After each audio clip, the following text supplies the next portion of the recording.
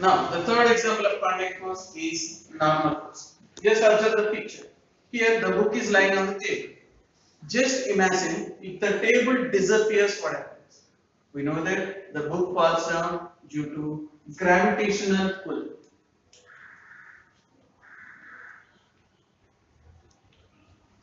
Due to gravitational pull of the earth, the book falls down. Even though the book is on the table, the gravitational force acts on it, but the book does not fall. Why? Yes, the gravitational force acts downward direction. Similarly, there is an invisible force acting on the book in opposite direction to this gravitational force. That invisible force, opposite to the gravitational force, that is upward direction. The invisible force which acting opposite to the gravitation is nothing but normal force. There exists a force which supports the book against the gravity by pushing upward direction. Here, there exists a force against the gravity by pushing upward. That is known as normal force. What is normal? Generally, in mathematics we call it as perpendicular. Perpendicular means 90 degrees to the surface. It is called as normal.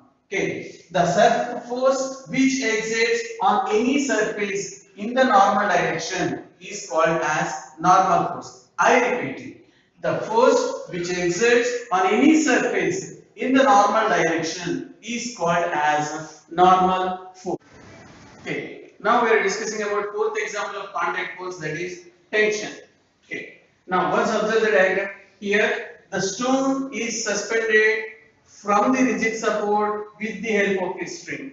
Stone is suspended from the rigid support with the help of a string. Here the state of the stone is in rest position. Okay, so even though it is in rest, the gravitational force acts towards downward direction. That is,